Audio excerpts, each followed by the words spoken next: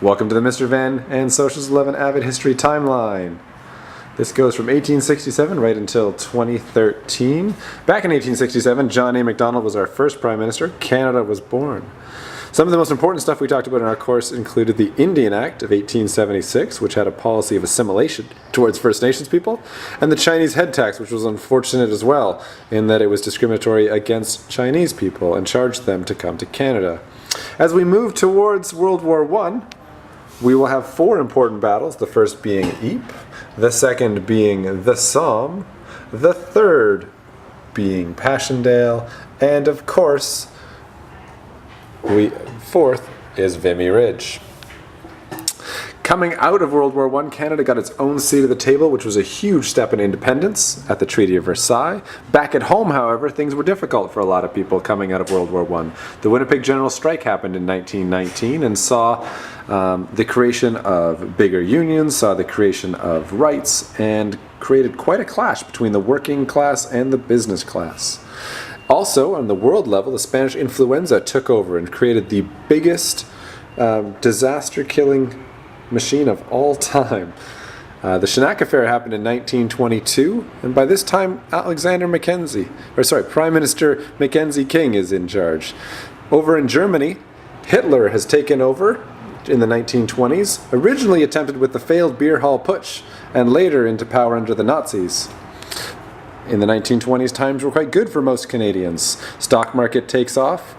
People are enjoying life. People have more money to spend. Unfortunately, however, it all crashes in 1929. When it crashes and we go into a period of very difficult time for crops in the prairies, we get what's known as the Dust Bowl. And the Prime Minister, Bennett at the time, he sets up relief camps as a way of dealing with the horrible conditions that Canadians are having to deal with. When things aren't good enough, we move on to the On to Ottawa trek, where people loaded onto a train in Vancouver and rode it all the way to Regina, never quite reaching Ottawa as they had hoped.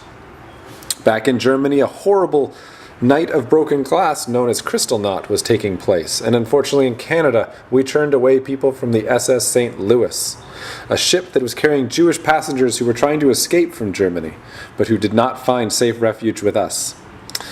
As we move into World War II, which is of course the period in which we took on the Germans, Canada joined almost immediately when Britain went to defend Poland in 1939. Some of the key battles here include the Battle of Britain, the Battle of Hong Kong, the Battle of Dunkirk, the Battle of the Atlantic, the Dieppe Raid, the Italian Campaign, and of course D-Day, which is actually being celebrated today with the 69th anniversary.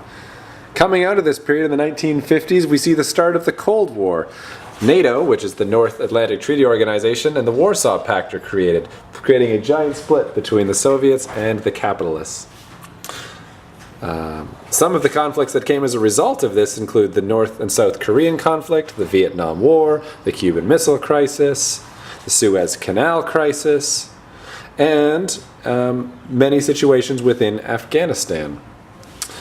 As we move into the 1970s, back on the home front, there was a very important thing we all need to know, which had to do with the FLQ, which was a Quebec group looking to separate from Canada, but doing so in what much would consider a terrorist way. The FLQ crisis happened in October 1970, pitting the new Prime Minister Trudeau against the FLQ separatists.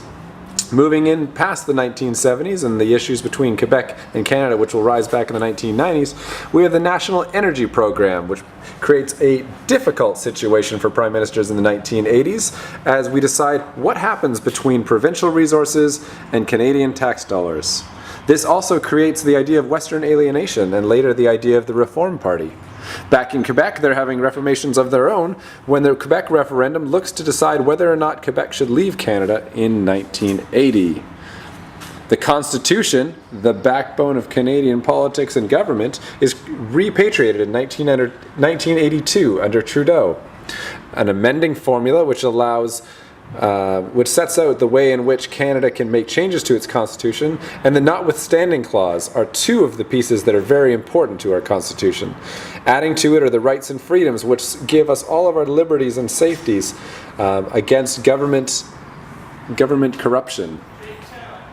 As we move forward, the Bosnian conflict and a very out-of-place New Deal from the 1930s. The Bosnian conflict comes into play. The Bosnian conflict was an example of Lester B. Pearson's dream for Canadians to peacekeep overseas. This happened with us in charge in Rwanda in 1994 and saw the horrible decimations between the Hutu and Tutsis in Rwanda, Africa.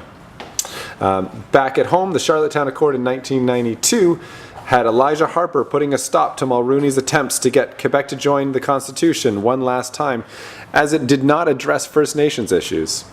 Moving forward to the Niska Treaty of 2000, which also addresses First Nations issues, we see the first successful treaty signed between the government and a First Nations group of people. There are to this date 4 that have been signed, despite the fact that this has been an ongoing process for 30 years. Y2K never really did happen, and the Iraq-Afghanistan wars took off. We went to Afghanistan as part of our plan with NATO, but never did go into Iraq. 9/11 also struck, which was of course the precursor to Afghanistan. Osama bin Laden, no longer with us, was the man to blame for the attacks. This gave an idea of terrorism in the new century, and an idea of exactly what sort of threats might be out there beyond our borders. One of the real bright spots for Canada was that the Same-Sex Marriage Act was passed in 2005.